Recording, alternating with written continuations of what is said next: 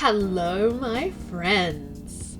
I'm really excited because today I'm reading an r/today I effed up story, and you know that I love that subreddit, and this story is epic. So get ready to hear this story read by me. Today I effed up by gift wrapping myself for a sexual predator. This happened a few years ago, and I still feel it appropriate to change a few details surrounding the story to help conceal my identity. This occurred in early 2018, back when Facebook was experiencing a real issue with bot accounts sending out friend requests. I'm a male, and at the time I was in my early 20s and very single. So single that perhaps it was affecting my sensibility. I was employed in the hospitality industry, and as a result was meeting and interacting with hundreds of people on a weekly basis. This story begins when I received a friend request on Facebook from a rather attractive girl. Now, I didn't recognize her name or profile picture, so I just ignored the request, assuming that Facebook would delete the account within a day or two. However, a few days passed and the request was still waiting approval. I decided to investigate and realized that we actually had some mutual friends in common. So maybe this girl was legit? Feeling curious and hopeful, I accepted her request and took the initiative to start up a conversation. I asked her how she knew me, and she said that she'd actually spoken to me while I was working and that we had such a great conversation and she was compelled to hit me up. Now, I had no recollection of this happening, and if I'm honest, I was a little skeptical. However, she knew where I worked, which wasn't listed anywhere on my social media, and details about my personality that only someone who had met me would know. So why wouldn't I try my luck with this gorgeous girl?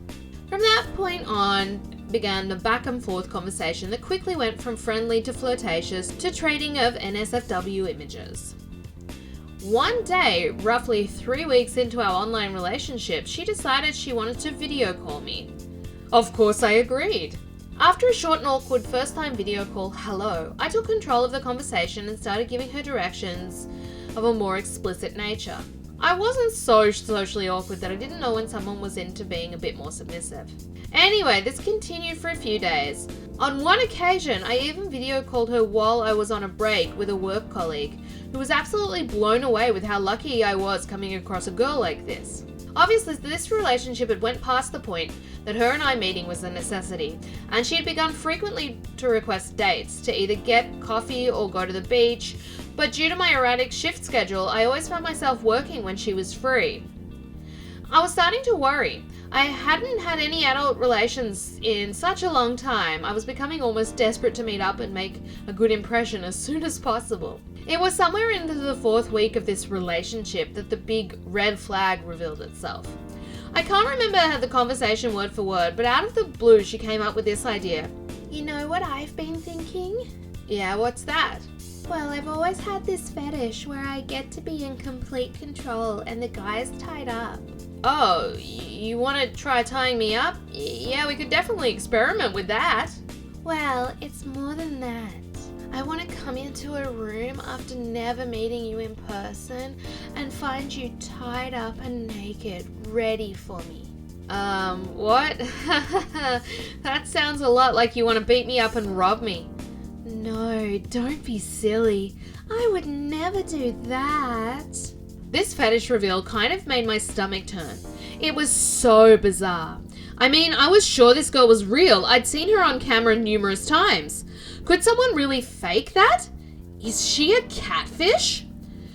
Surely this couldn't all have been some long, elaborate plot to rob me. Frustrated and confused, I went to my work colleagues for advice.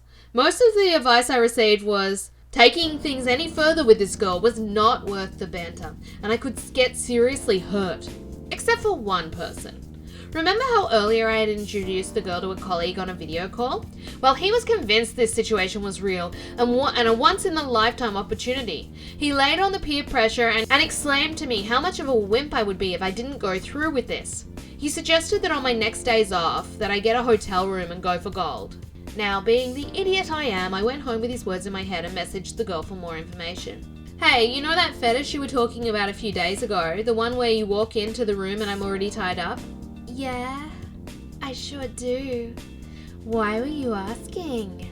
Well, theoretically, how would that even work? It's not like I can tie myself up. Well, I've seen your bedroom on our video calls. You have 4-post bed. Just tie your legs and arms to each post. Are you serious? I mean, let's say I did that. At most, I would still have one hand free. One hand free should still be fine. I sat there for a moment in contemplation. This is when I effed up. Reality had set in, and I was now 99% sure I was being scammed or set up. During my teen years, I had always found ways to get myself into these crazy, outrageous situations that often made for great stories. I believed this would be equally great, so just wanted to see what would happen and maybe even gamble on that 1% chance I was wrong. I decided to do it. You know what? I'm in. Are you free tonight? I would be free around 9 p.m. Oh my god, I'm so excited. Let's do this. I guess I better buy some rope. That day I went straight to the adult shop in my area and purchased some BDSM restraints. I found some that looked flimsy enough in case I needed to bust out. It was a kit with 4 tethers. One side was a rope loop that secured to the bedpost, and it connected to a chain to a leather cuff binding that secured to the wrist or ankle. I sent her a photo of the purchase and she replied telling me how excited she was for our encounter and teasing me with the details of what that night had in store for me. Now, a big detail I forgot to mention was that I didn't actually have my own place. I still lived with my parents and 2 younger brothers. At the time I was thinking this would actually work in my favour as an added safety measure, just in case things went sideways. So none the wiser, I sent her my address and even filmed a short video from my back door to my bedroom so that she could get into the bedroom with minimal risk of running into one of my family members. It took some reassuring from me that she wouldn't run into my family, and eventually she agreed it was worth the risk. What did I communicate to my family? Well, I just straight up didn't tell them anything. A foolproof plan. So there I am, it's close to 9 o'clock and I'm naked with both my feet and my left hand bound to the bed.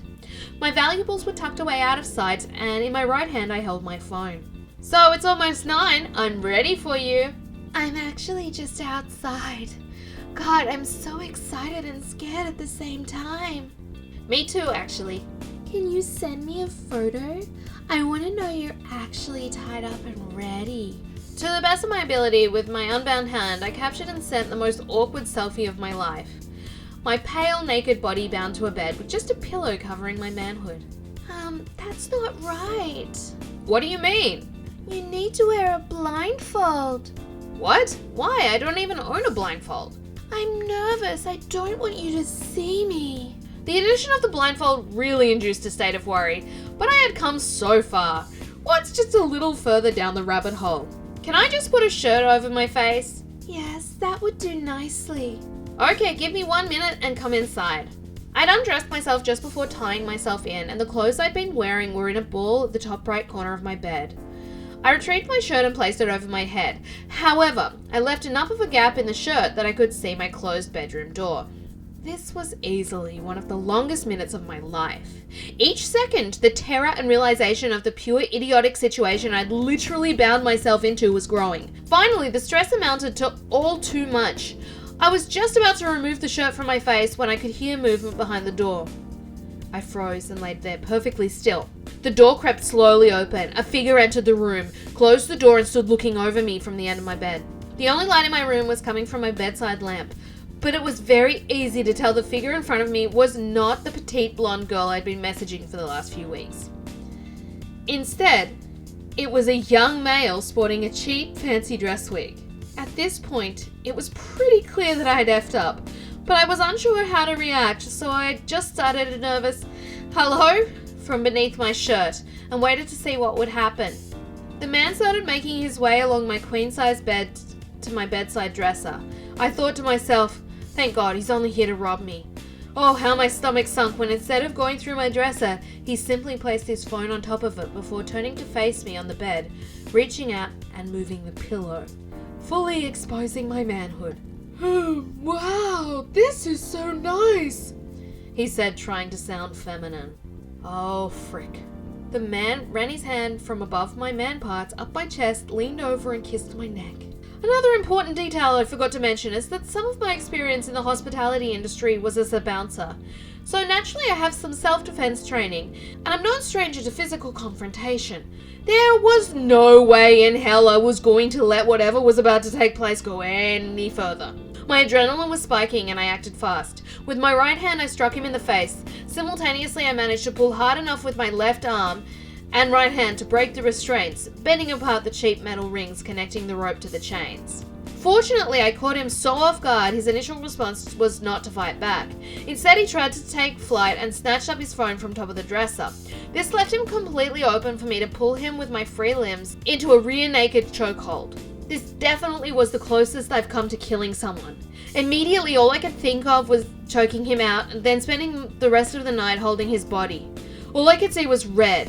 I said something along the lines of, "What the frick do you think you're doing? You know I could kill you? I'm gonna break you." This actually caused him to start crying and begging I let him go, telling me how sorry he was and how he would just leave if I released him. Somehow I felt sympathetic. The gullible is most strong with me. I told him that I was going to let him go only if he agreed he was going to lie still while I got up and put clothes on. Then and only then I would walk him out of my house. He agreed and told me he understood, and I released him to the opposite side of the bed. This was so I was positioned between him and the door. He lay there quite still, whimpering. This was a big mistake. As soon as I sat up, I realized my left ankle was still bound to the bedpost, and when I reached forward to untie myself, he nimbly sprung to his feet. I spun and grabbed his ankle, but he kicked my hand away and jumped over the metal footboard of my bed before he reached forward and pulled open the door. In a last-ditch effort to regain control, I lunged after him. With only just my ring finger, I snared the back of his shirt collar. This was enough to drag me right over the footboard of the bed, bruising and cutting my legs. I heard his shirt tear and watched him run straight into the hallway wall with a loud bang. This, somehow, was the first loud noise either of us had made so far. I knew it and he knew it too. He dashed off down the hallway, and as my left ankle was still bound to the bed and I was, well, naked, I closed the door and worked to untying my ankle. I could hear my family all yelling in alarm. "What was that? What was that bang?" I just finished pulling up a pair of track pants from my bedroom floor when I heard someone outside my door. I shoved my left hand deep into my pocket to hide the leather bracelet, just as my father opened the door. "Son, what was that loud bang? Are you okay?" "I'm fine. I was just lying in bed when I heard it. I just got up." "I think someone was in the house." My father turned and ran away. I could hear him and my brothers run towards the front door. It couldn't end like this. I was a minute behind, but I finally gave chase. Still shirtless, I sprinted through the house and went straight for the rear door. After quickly scanning the rear of the premises for my intruder, I made for the side gate and passed my family searching the dark front yard. I continued running up the street, the leather braces still strapped around my left wrist and both ankles. For some reason, I untied the restraint from the bedpost instead of taking off the bracelet. I saw a single car parked on the verge across the street. I approached it hesitantly, however it appeared to be unoccupied. Feeling defeated and in pain, I removed the braces and hid them in my pockets before making my way back towards my house. One of the cherries on the cake was that as soon as I made it back to my driveway, the car I was approaching erratically reversed and sped off down the street. I literally facepalmed at my own stupidity for not taking down the car's registration plate when I had the chance. I feigned a shocked conversation with my family regarding the unknown intruder as I made my way back to my bedroom. Fortunately, they were somehow none the wiser. I sat down on the edge of the bed to assess everything that had happened. My left shoulder was in pain. I had difficulty lifting my arm. I think I subluxed when I yanked to break the binding from the bed. My ring finger, which I'd used to grab his shirt, was now doubled in size, bruising black and aching terribly. Naturally, I called the police and I was transferred to some sort of detective to tell him my story. I was actually impressed with how professional he was, even after hearing how stupidly I had acted. I was thinking about pressing charges right up until he said the first step would be sending a full forensics team to my property and detectives to get written statements from my family. This freaked me out. There's no way I could bear that shame. I politely withdrew my allegation and wished him a good night. He advised me to screenshot all the conversations I had with the girl and to wrap the wig in plastic bag and seal it shut should I ever change my mind about pursuing a charge in the coming months. Fallout. The girl I'd been messaged me a few more times. She acted confused and pretended her account had been hacked a few days ago before cutting me off a week later. Apparently none of our mutual friends were genuine. They had all just accepted her random request. The shoulder took about 5 weeks to heal. My finger was broken, and due to my refusal to see a specialist straight away, it took 3 months to recover. 2 months of that time, I lost work, and my hand will never be fully functional again. Anyway, I kept the wig and came across it the other day, still taped up in a plastic bag. I thought it was time to share my story. My friends and work colleagues loved hearing it, and so I hope you get something out of it too. Oh my god. You are so lucky. That was so dumb. What a stupid thing to do. I really hope that you enjoyed that r/today I effed up story, read by Red. That's me. Please give the video a like if you did enjoy it, and don't forget to subscribe too if you haven't done that. That was so good. I really love that story. So enjoy the rest of your day, and I'll see you tomorrow.